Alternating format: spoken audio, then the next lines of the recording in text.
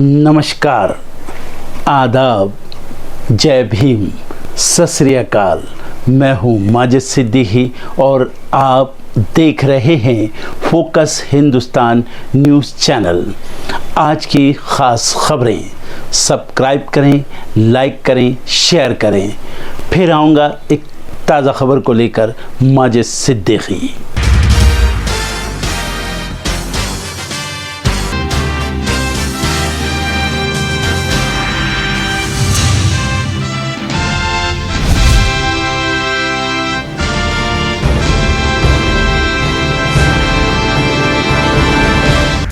तेलंगाना के पूर्व मुख्यमंत्री और बीआरएस प्रमुख केसीआर को लगी चोट, यशोदा अस्पताल में किया गया भर्ती। बीती रात एरावल्ली स्थित अपने फार्म हाउस में गिर गए थे केसीआर। मिजोरम में लाल दोहोमा के नेतृत्व वाली जेडपीएम सरकार का आज होगा शपथ ग्रहण। जेडपीएम ने 40 में से 27 सीटों पर किया है कब्जा। संसद के शीतकालीन सत्र में भी हंगामे के आसार। महुआ मोइत्रा से जुड़ी एथिक्स कमेटी की रिपोर्ट लोकसभा में होगी पेश। महाराष्ट्र की शिंदे सरकार के खिलाफ कांग्रेस का प्रदर्शन आज। महाराष्ट्र की 50 खोखे सरकार के खिलाफ महाराष्ट्र युवा कांग्रेस करेगा विधानसभा का घेराव। सपा अध्यक्ष पर ओपी राजभर का बड़ा हमला। बोले, शंकर भगवान का भक्त हूँ, श्राप दे दूंगा तो अखिलेश को पीलिया हो जाएगा। यूपी में आज पदयात्रा निकालेगी कांग्रेस पार्टी। शकुमरी देवी से शुरू होकर नेमिष धाम में होगी खत्म।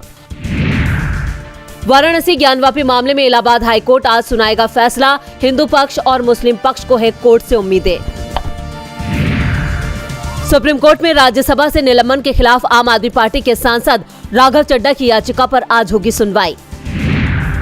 तमिलनाडु के चेंगलपट्टू और कर्नाटक के विजयपुरा में महसूस हुए भूकंप के झटके। रिएक्टर स्केल पर 3.2 रही तीव्रता। चक्रवात मिचोंग से बेहाल हुआ चेन्नई, कई हिस्सों में जलभराव। एनडीआरएफ की टीमों ने देर रात रेस्क्यू ऑपरेशन चलाया और एक शव को किया बरामद। गजा में ज्यादा मदद को लेकर अमेरिकी राष्ट्रपति जो बाइडेन ने नेतन्याहू और जॉर्डन किंग से की बात। इजराइल यूक्रेन को सैन्य मदद पर विचार। गजा में हमास के कई आतंकियों का सरेंडर का दावा। इजरायली मीडिया ने फोटो की जारी। आईडीएफ ने अब तक कोई बयान नहीं किया जारी। 5 साल में विदेश पढ़ने गए 403 भारतीयों की गई जान। इनमें से 91 कनाडा में गई जान। एक्सीडेंट और खराब स्वास्थ्य की वजह से गई जान। कतर में 8 पूर्व भारतीय नौसैनिकों से मिले इंडियन एम्बेसडर। जान जाने के फरमान की सजा के खिलाफ 2 बार हुई सुनवाई। सभी 1 साल से कैद में। रूस के स्कूल में नाबालिग ने की फायरिंग। छात्रों पर गोलियां बरसाकर खुद की ली जान। फायरिंग के मकसद का पता लगाने में जुटी पुलिस। लोन महंगे नहीं होंगे, आपकी ईएमआई भी नहीं बढ़ेगी। ब्याज दरों में लगातार 5वीं बार बदलाव नहीं। आरबीआई ने 6.5% पर रेपो रेट बरकरार रखी। आज खुलते ही शेयर बाजार ने लगाई छलांग। सेंसेक्स ने 69,846 के स्तर को छुआ। निफ्टी 20,996 के स्तर पर पहुंचा। सरकारी बैंक कर्मचारियों पेंशनरों के लिए खुशखबरी। एम्प्लॉइज की सैलरी बढ़ाने पर हुआ फैसला। पेंशन रिवीजन पर बनी सहमति। सरकार ने चीनी मिलों को दिया निर्देश। कहा, एथनॉल उत्पादन के लिए गन्ने के रस का नहीं करें इस्तेमाल। कच्चे तेल में गिरावट जारी। देश के कई राज्यों में नहीं बदले पेट्रोल डीजल के रेट। दिल्ली में 1 लीटर पेट्रोल 96 रुपए 72 पैसे और डीजल 89 रुपए 62 पैसे प्रति लीटर।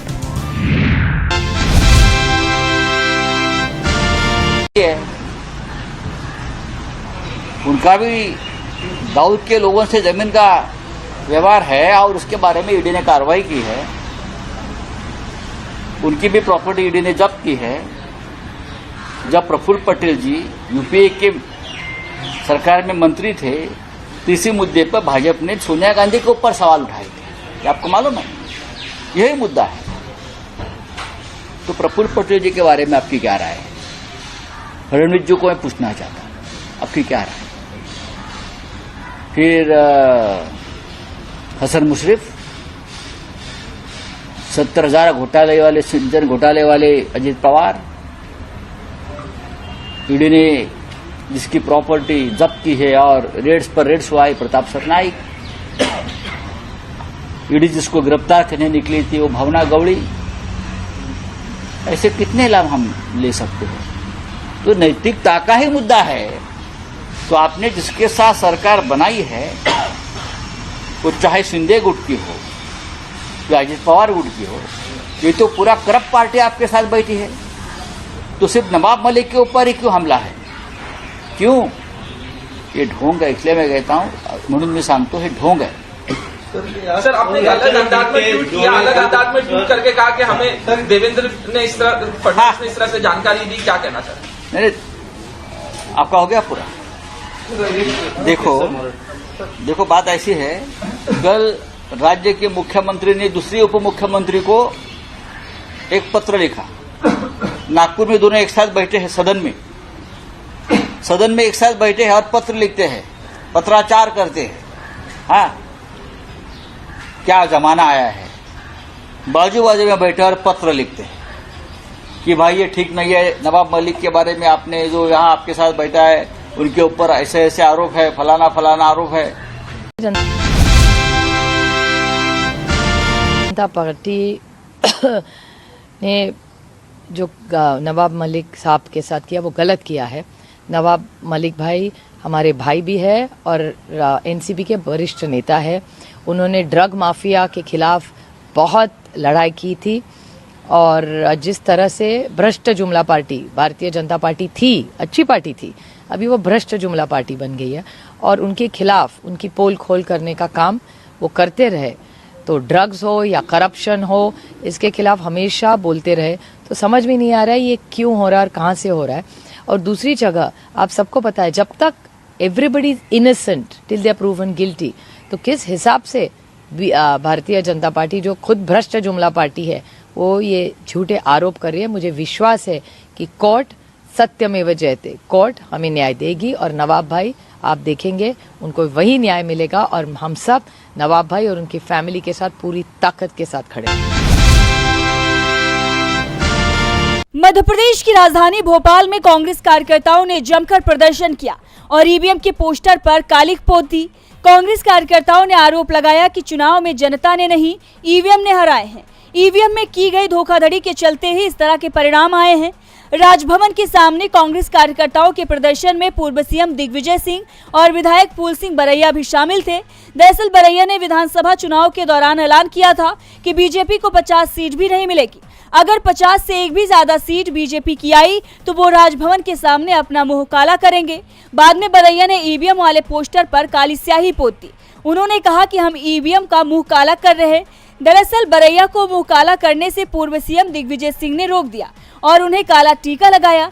इस दौरान कांग्रेस नेताओं ने दावा किया कि मतपत्रों से अगर चुनाव हो तो प्रदेश की सरकार बदल जाएगी। इस बार भी मतपत्रों की गिनती में 230 में से 199 सीटों पर कांग्रेस ही आगे थी। बीजेपी को सिर्फ 31 सीटों पर ही बढ़त मिली थी।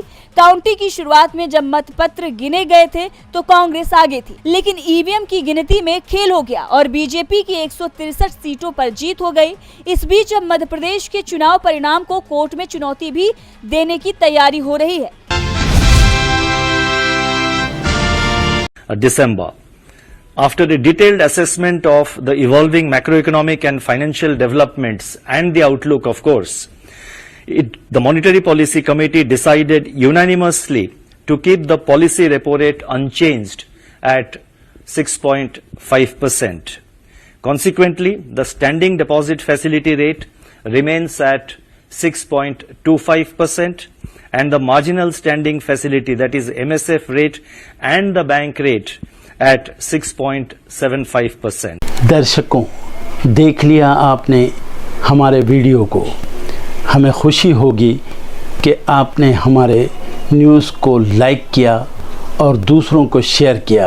अगर अभी तक हमारे चैनल फोकस हिंदुस्तान को सब्सक्राइब नहीं किया है तो तुरंत सब्सक्राइब करें, कमेंट करें और बेल आइकॉन को प्रेस करें।